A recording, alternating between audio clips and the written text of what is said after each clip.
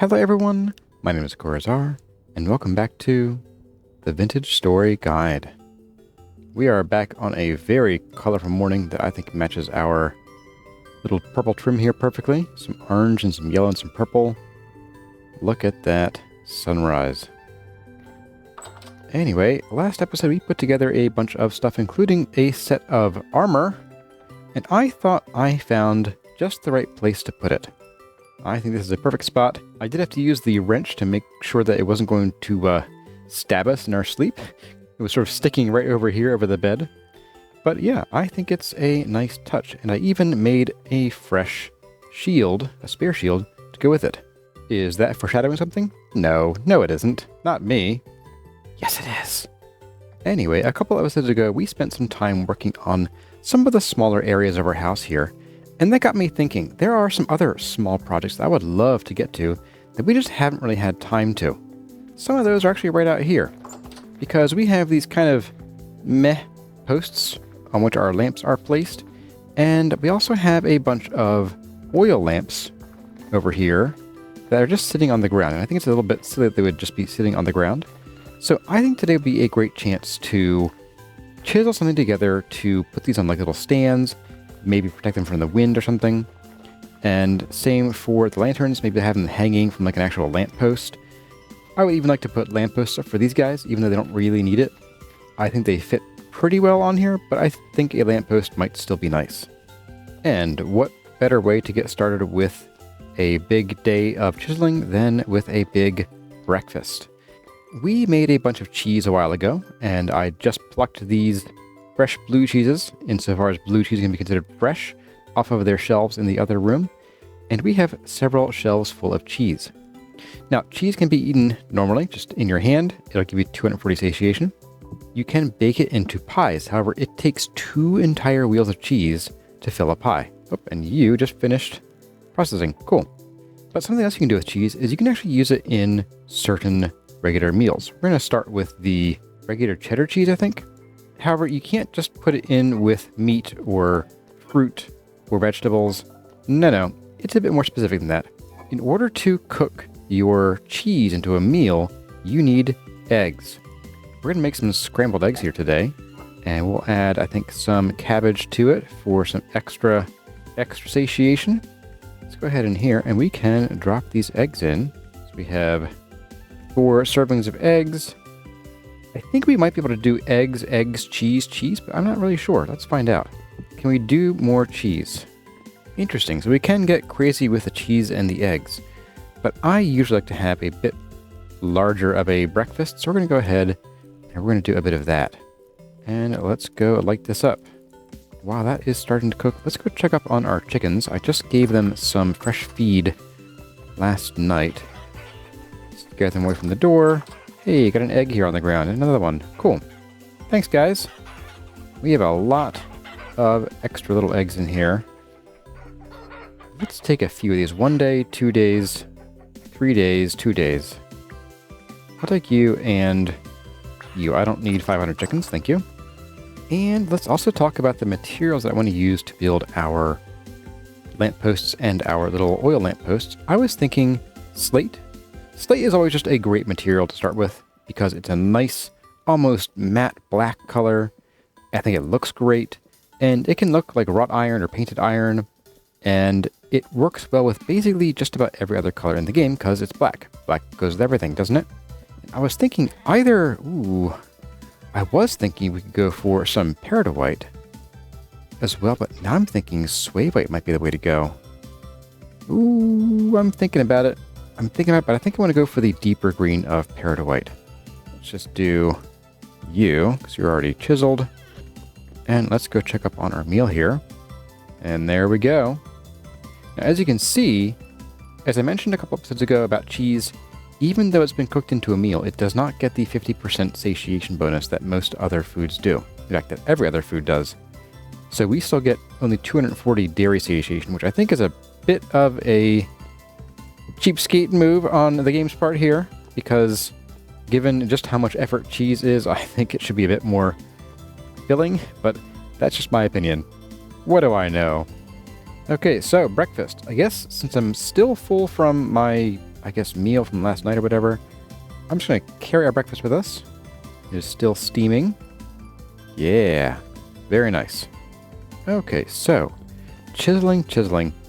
When choosing a spot to chisel something new, you usually want to pick somewhere where you're not likely to accidentally chisel any other blocks. And while certainly our floor here could be chiseled by accident, I'm not super worried because this is just a regular slab. If we lose any of these blocks or I mess them up, they're kind of easy to replace. So I'm thinking this is a great spot to start our chiseling endeavor.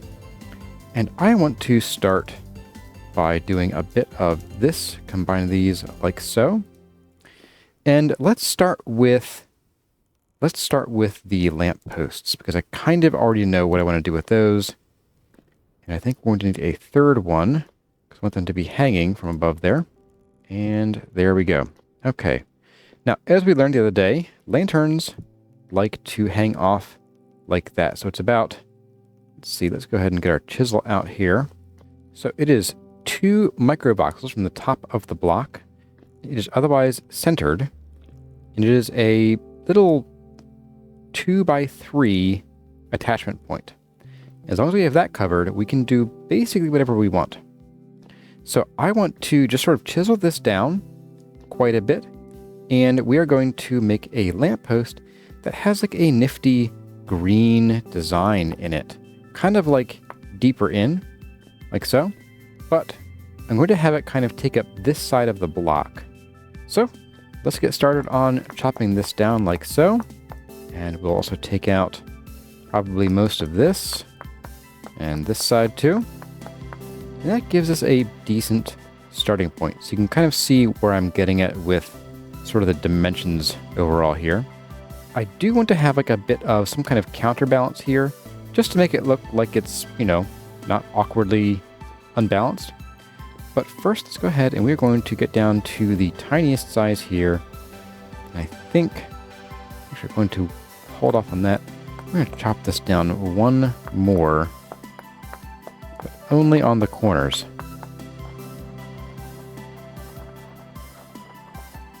There we go. I think that's pretty good. We're going to kind of do something similar to what we did in the first season. We're going to have sort of an interior bit that's a different color than the exterior. I liked that look from last season, and I think we'll kind of do something similar, but a bit different this season. We'll also give this sort of a bit of a flared base here. It might make sense to just do a bit of this, since we can't really bring it any farther out this way, and I don't really want to push it back and make it even more unbalanced by having the lantern stick out much farther than it already is. But what we can do, and I'm thinking I will, is we could maybe lose one more micro voxel on each side of these here. Except for, of course, here, because I'll pop this off. We're going to take this off temporarily. We're going to shove this back, and then we're going to pop this back out. There we go. Okay. Now we can give this a bit of a flared base without too much trouble. Okay, so I think we're going to want a top on this as well. That's a bit different than the bottom. I'm thinking just something like a little more bulbous kind of top here. Not quite sure yet what I want to do here, because it can't be that much larger, otherwise this will look like it's sort of been chopped off here. But we could, I suppose, maybe do like a sort of tapered top. Yet, you know, let's take this like out to the barn, I think. Because out here, we can set it up like here and just have as much headroom as we need. Okay, that's a bit better. Let's get a nice dirt scaffold going. And let's see about maybe like just sort of tapering this a little bit, just to give it a nice lampposty look. I'm going to pull this off for a second. I'm just going to do something like this, I think. And how does that look? That's not too bad. I could still almost go for some kind of like decorative thing off the back here. Something like, I don't know. Do we do like a little like hooky thing?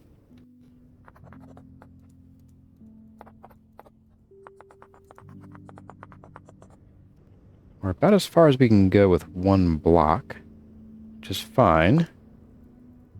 As far as we can go, okay. Let's bring this part up a little bit.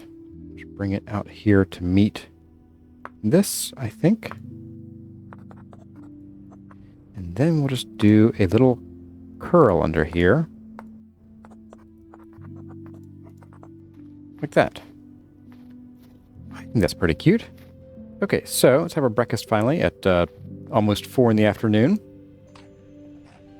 Yum, yum. And that fills up pretty good.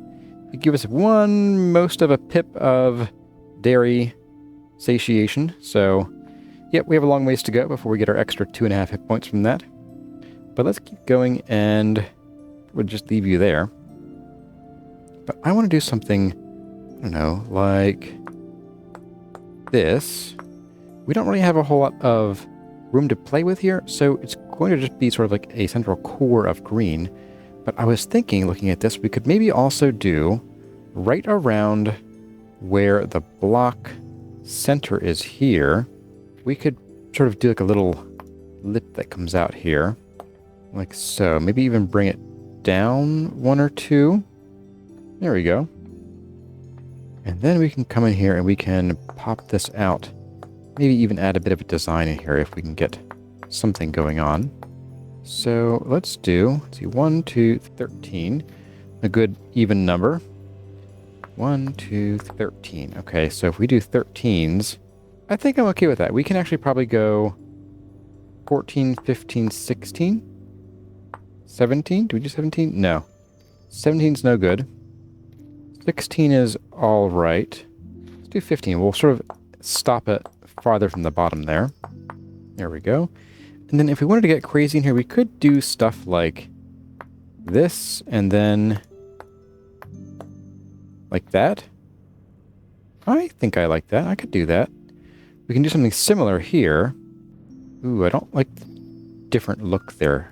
So you know what? We're going to bring these together. They'll both be 13s.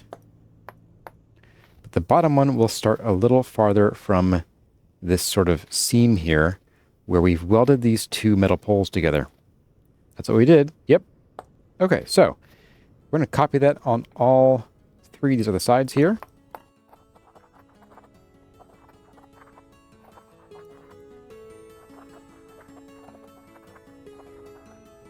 And there we go.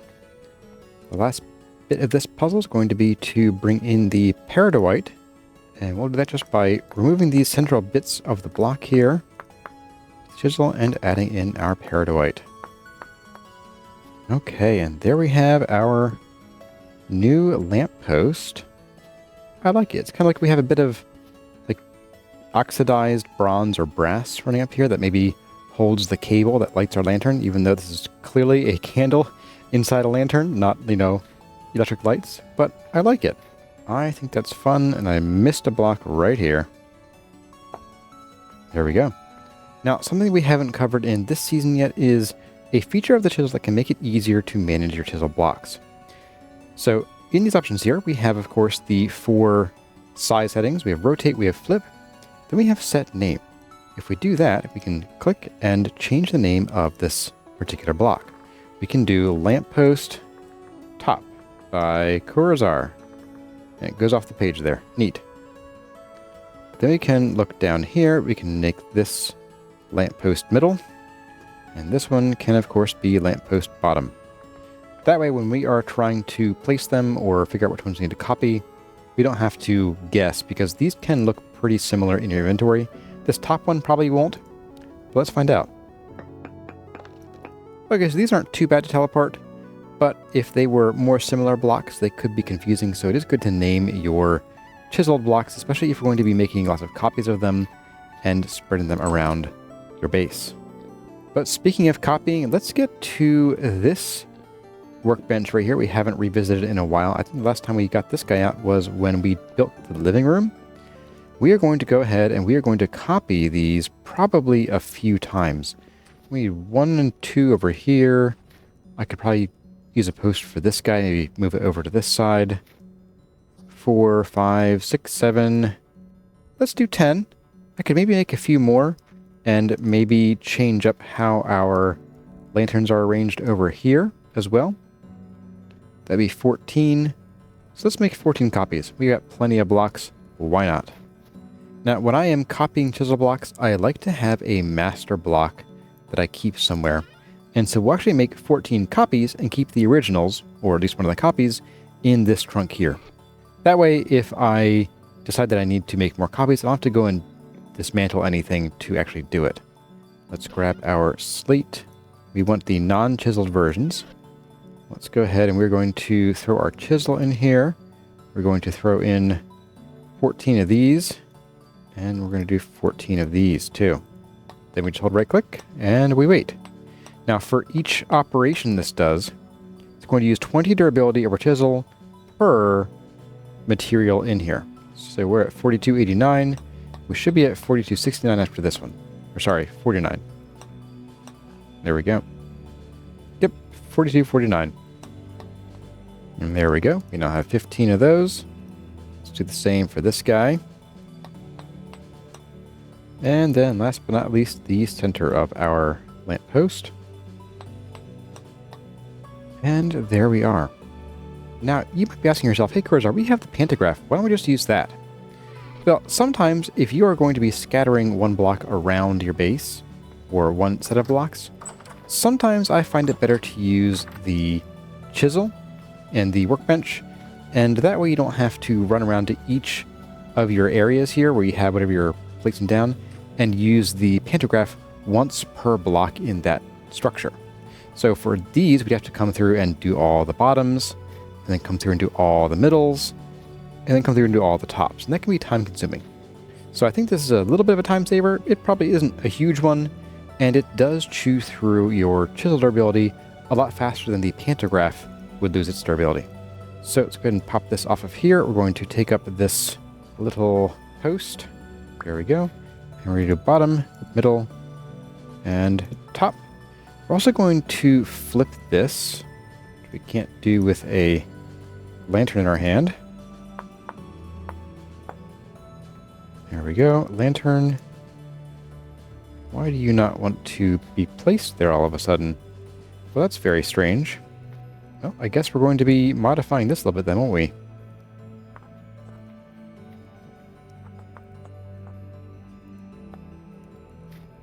Okay, I'm not sure why it didn't like it before, but okay. I guess we'll just do that, and that's fine. Let's swap out for this lantern. The color doesn't quite match, but I think that's okay. It does make the lantern stand out pretty well. I guess we'll do the same thing for you after I get a snack. And I'm going to go ahead and replace all the lanterns around here, and we'll take a look when it's done. Alright everyone, after having put these out and sleeping through a temporal storm, which again we can do because we have changed that setting actually when we started the world, but you can change it with a command after world gen. But here we have all of our lampposts set up here. I quite like it. I think they're a nice touch. And one concern I have is like bears could still technically climb over this because it is a 3-block tall pole. We of course can walk right through here. That isn't a problem. But I think that if a bear tries to climb like this side, they might get stuck. Nope. Well, they can get stuck here if they try to climb this side, but unlikely. But if they try to climb here, they'll at least get stuck here. But I'm not super concerned about bears because we have, again, 3 of them trapped. They probably shouldn't spawn anymore, or at least very, very rarely. Now, something I did notice, this is unrelated to our tasking for today, but just so you're aware, I've noticed that all of my armor stands reset to the default sort of hands down, hands at sides position every time I restart the game. If you'll recall, back when we made the showroom here, we set these guys up in different stances. They're all back at arms down. So just so you're aware, if you're trying to create a cool effect with stands, you will have to re-wrench them every time you start the game up. Now, before we get on to our next chiseling task, which is going to be for oil lamps, I wanted to address a 20 questions submission that kind of requires a longer explanation and is kind of more of a practical thing. So let's take a break here. I'll sit on the workbench and let's address it now. Our question comes from Ronnie D'Souza, and they ask, how do you spot things on the map, like the different clays, meteorites, and traders, and so on? So, the map. If we bring our map up, well, around our home here, we're not going to be spotting much of anything because it is snowy, so don't bother in a snowy area, although snowy areas can make it easier to spot meteorite impacts sometimes. Bearing in mind that this advice is only going to be valid for 1.18, as well as if you optionally re-enable the full color map in version 1.19 and likely beyond. As far as spotting clay goes, this is something that if you have any issues with color blindness, you're going to be at a disadvantage because it does require great sensitivity to color. If we zoom in here, this sort of patch of dark grass right here, because it's sort of darker and a bit brownish, this tells me that this is probably peat. So I could mark this as peat and go and check, and it would be peat because I'm very familiar with that color. If we wanted to look for, say, some kind of clay, let's go over here where I have marked both fire and blue clay. So these are clays that I have seen with my eyes in the ground because we've passed through here. This is the sort of bare corridor down to the south. And right here we have some blue clay, and here we have fire clay. And as you can see, the fire clay is a little bit lighter than the brownish color of the peat, but it's still kind of orangey.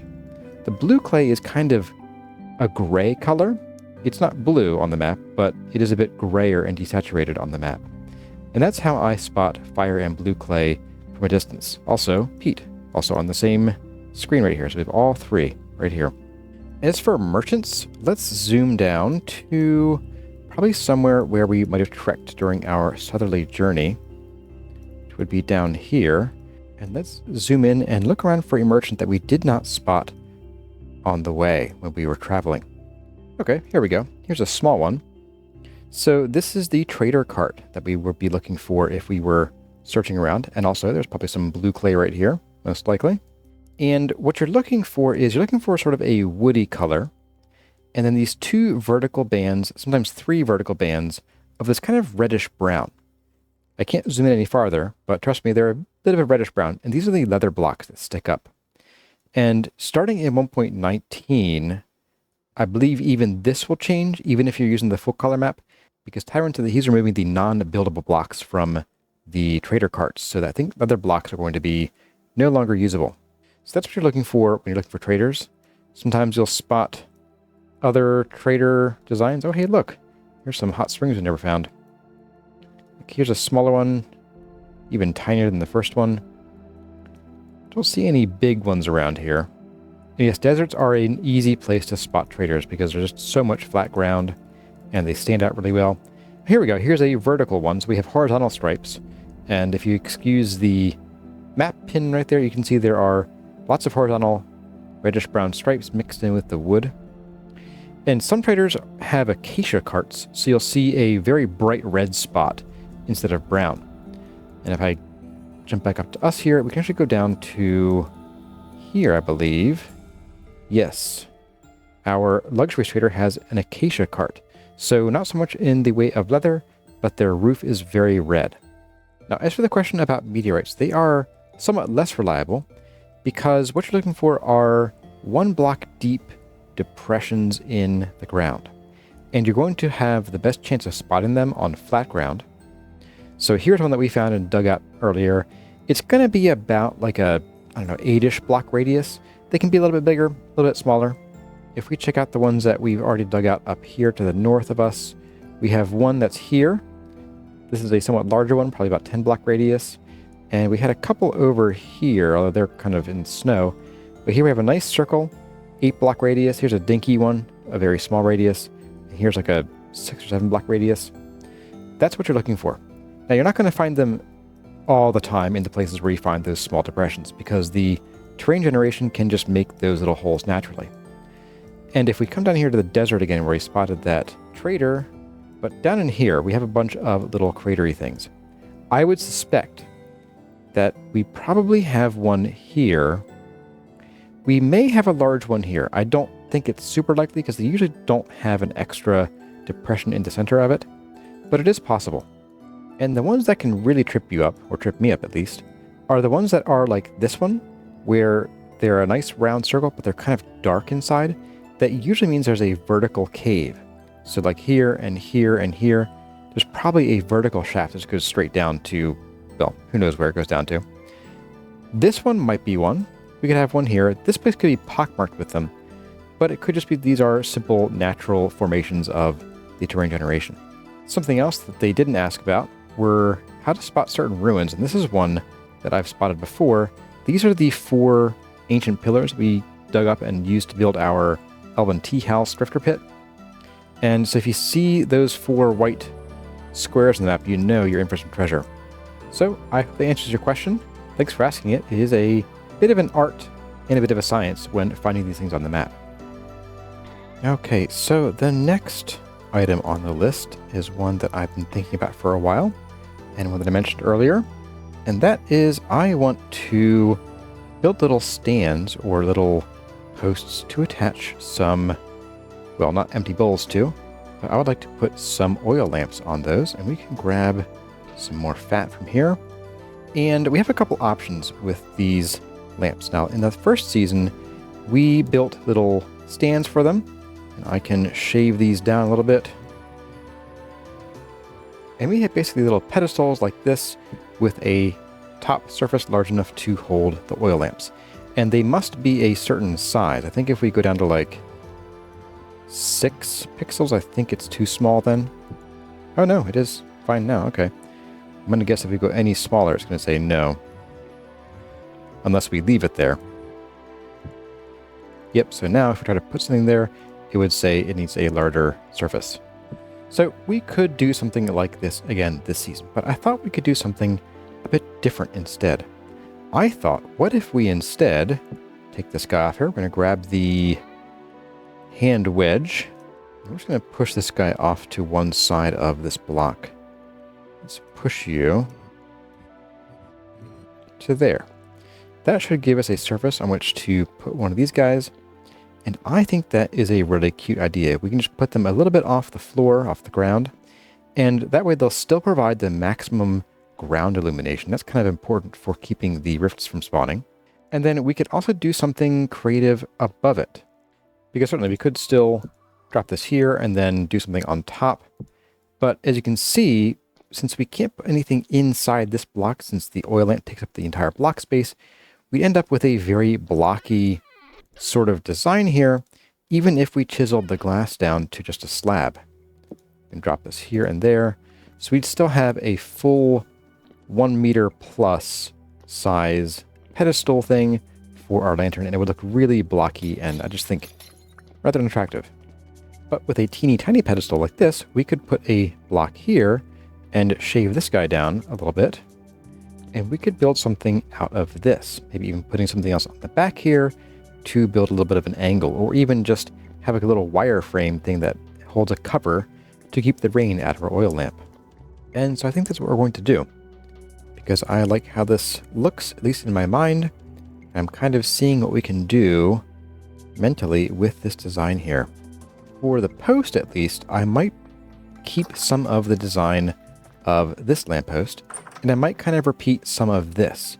That way we have a regular design, like a pattern, that we see scattered around our base.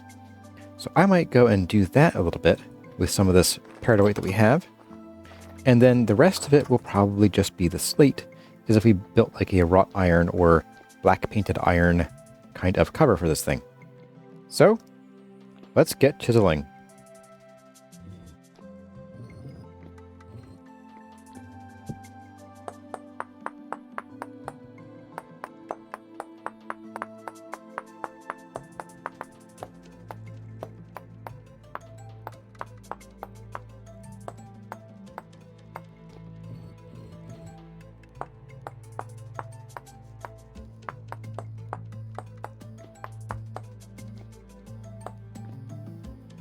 Okay, folks, I think I have here a design that I like pretty well.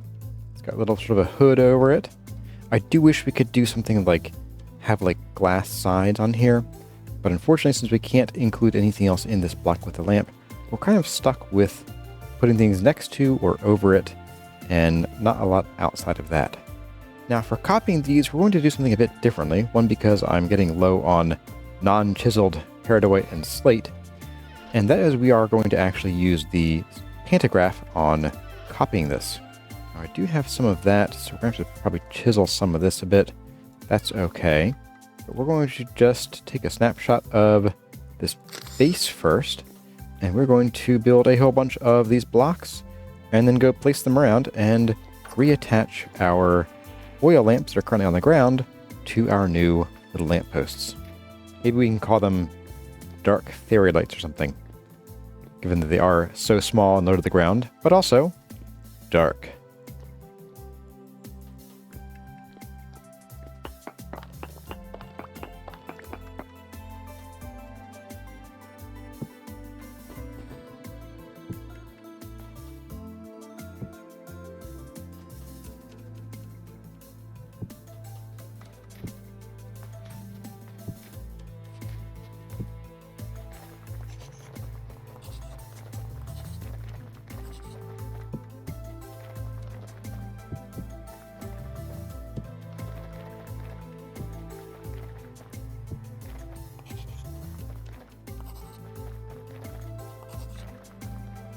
And with that said and done, we now have a whole bunch of little fairy lights lining our path here and just illuminating what all is going out here in the wide world down to our trader down there.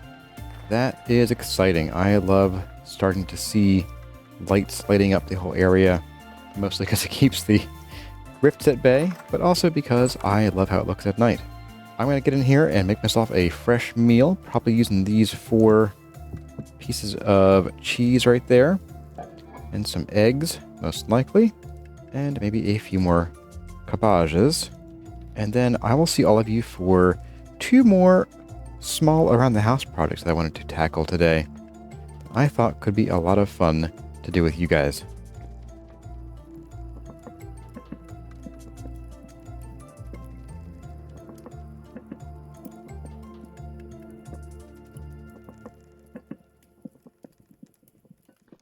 Alright folks, with my still steaming bowl of scrambled eggs with blue cheese and cabbage, I wanted to address this window that we made a while back. And something that I noted that I didn't like about it specifically was that I don't like how clear the glass is. I mean, I do. I like being able to see through, but from basically anywhere except for like right up against it, when you can sort of see the difference in limestone here versus limestone through the glass, I don't like just how clean it is. I need a little bit less Windex on these windows. So I wanted to put together some new windows with some quartz glass rather than the clear glass. And I forgot my saw. Okay, we're back. So I'm going to go ahead and we're going to copy this using the pantograph onto a new block, showing you that you can change the materials of a block with the pantograph from one set of blocks to another. And I'm also going to actually do these planks vertically so we don't have these horizontal stripes here on these parts of the window frame. I'm going to go ahead and do 4 vertical blocks like that. We will need to chisel all of them. Let's get that going. There we go. We will also need 2 blocks of limestone because these only have acacia and glass, but these have a bit of limestone included. So we need to pay attention to the order of these. We have acacia and then glass. Up here we have limestone, then acacia, and glass. So over here we need to do kind of the same thing. We're going to chisel all of this glass.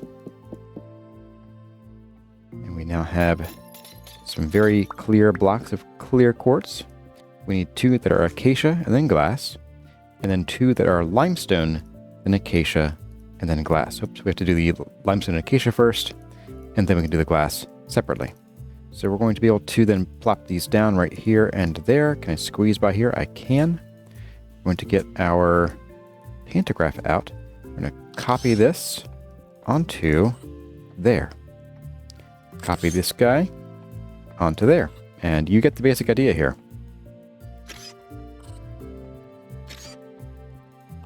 And there we go. Now we have a window where the panes of glass are a lot more visible. Kind of unfortunately so. They are a little more obstructed than I would like, but I think it's going to fit our house better because, boy, these just look like there's nothing in these panes, even though I can see the wireframe selector showing when I look at them. And then all I have to do is knock these down and put them up in their new homes here. And like that, we have windows that are actually remarkably like windows. You can still see through them pretty well, especially from a distance. But when we get up close, we can see that there is indeed some texture here. Although it's kind of weird. When you look through at the dark night sky, the glass almost gets clear because you don't see the texture as much, which I find interesting.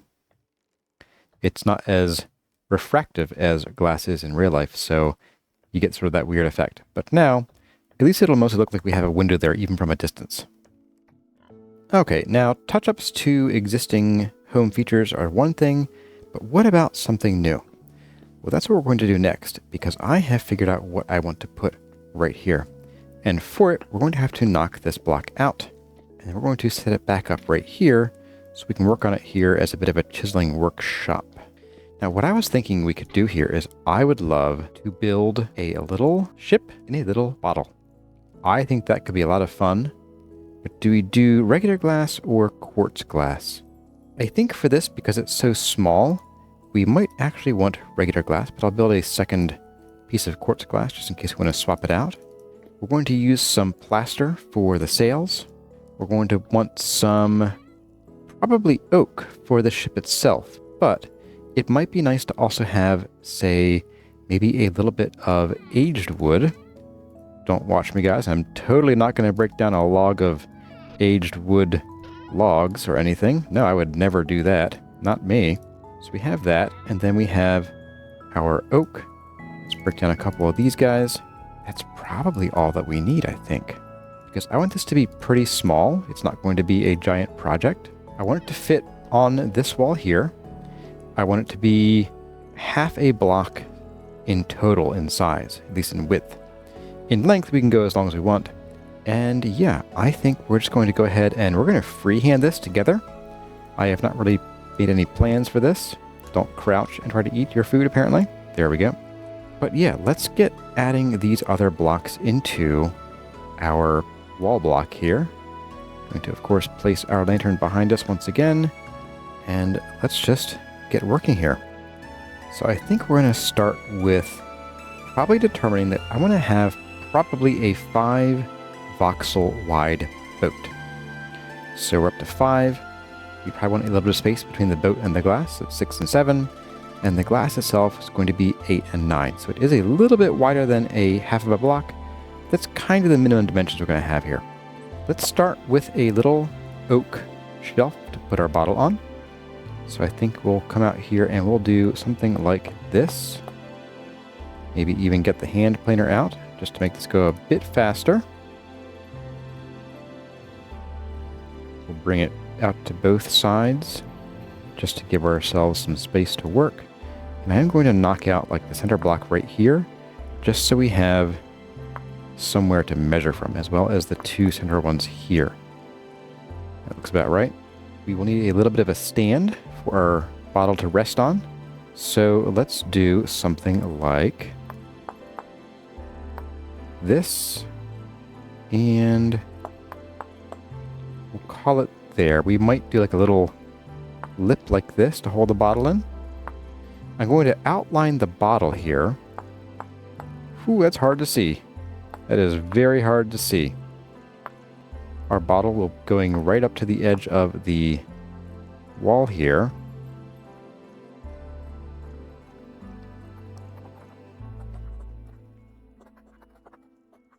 So that is the maximum height of our little boat in our glass here. So let's start with just a bit of oak along the bottom, the whole way front and back. And we're going to need to leave a little bit of room for the bottle's neck and the cork. So let's do something a bit like that, I think. Now, the boat's going to have a bit of a keel. Well, I don't know we have room for a keel. So let's leave it out for now. We're going to have a boat that is 3 blocks wide at the bottom layer, or in the hold, like so. But then it will be 5 blocks wide total at the deck level.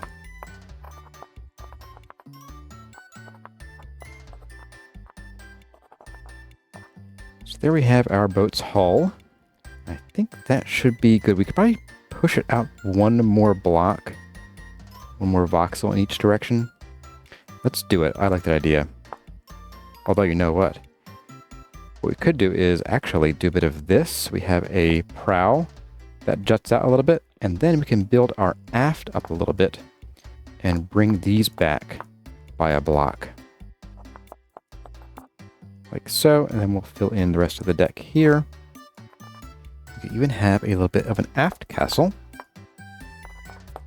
And bring that across like that. And maybe fill that in with a little staircase.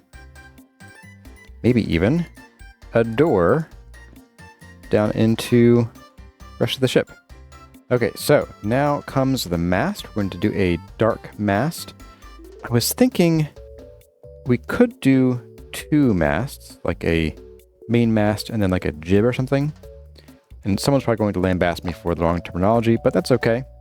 I am not a ship expert, as will be seen by the design of my ship here. We have our two masts, and then I think it is time for some sails here. And here's where I'm a bit less certain about what to do, because I am, again, not a ship expert, but I think we bring the jib kind of like around like this. It's sort of like a weird angled sail, kind of. I think it actually gets kind of attached up in the front here. See if we can knock that out. There we go. A bit like that, although I kind of want it to be on the other side so we can actually see it. Let's do that. It will hide the mast a bit, but that's okay. Okay, so let's bring this mast up a little bit more so we have some more definition to play with here. And let's sort of bring this jib out like this. And then we're going to have a... Is it called a yard arm? I forget. Let's bring that out like that. And we'll put a mainsail here. Like so. And then in the back here, we'll have a second mainsail. It's going to be a bit of a squeeze, but we will stick it right here. And like that. A teeny tiny ship. But let's go ahead and get the glass in and finish out this bottle here. I might even use the hand planer for some of this. Oh yeah. That made short work of that, didn't it? Alright, so this is the entire bottle tube. Let's knock this off there, and we can plug the end with some glass right at the back here. And then this side we're going to knock back like maybe 2. That way they are relatively similar. But this one's going to need to come in twice and have a bit of a neck so we can fit a cork in the very end here. For that, we're going to need to fill this in with some more glass. It's going to get very dicey because I can barely see what I'm doing here. Okay, I think I got that one done.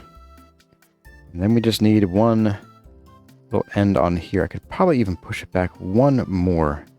You know, I might just do that.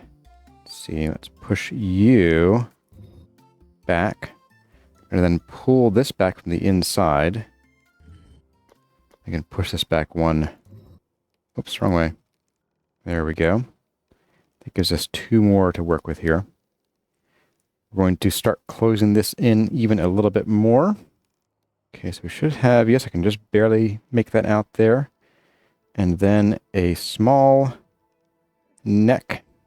I might even just do a single voxel for the cork. Just because I think it's funny to be able to say that we got a teeny tiny ship into this bottle via a very tiny hole. And then the cork. If I can actually aim at the block. There's our cork. Very, very tiny. Very tiny indeed. And then for the last bit here, we're going to add a flat back, or actually bottom of the bottle here. We're going to bring it down one. I'm also going to get some glass out here. I'm going to bring this across and fill it in. And there we go. We now have a ship in a bottle. After I take out this last voxel there. And then we can sort of shave down this shelf so it's not so obtrusive. And maybe even round off that corner a little bit too. Oh, very nice. Very, very nice. And then, of course, as I mentioned, we should give this thing a name. This should be the HMS Skullduggery. There we go. That H is for Hobbits. Hobbit Majesty's Ship Skullduggery. There we go. And now let's go ahead and let's put our lantern back where it belongs. Let's go put our ship and a wall back where they belong. And hop. Oh, perfect. Oh my goodness. I love it. I absolutely love it. That is a lot of fun. Let's stand on the seat here and get a look. Yep, we got our little ship. I could even, just because I'm feeling cheeky, could even make this shelf a bit less flat. You know what we could do? We could go and get some slate, and then we can come in here, probably like here. Whoops. Once again, I'm on the wrong tool. There we go. Let's add a bit of a shelf brace in here. There we go. We have a shelf bracket. Perfect. Even better. Oh, that's fun. I hope you guys like this little build. I had a lot of fun working on this with you guys here. And I like the result. Well, everyone, that is going to about do it for this episode of the Vintage Story Guide. I hope you enjoyed chiseling with me as we built out our lighting system with some new lampposts and little tea lights outside, the fairy lights, as well as the in-house touch-ups with the window and our fun little ship in a bottle here. If you enjoyed the episode, let me know by leaving a like or a comment below. And I'd love to have you subscribe if that's your thing. As always, my name has been Corazar. Thank you all for watching, and I'll see you in the next one.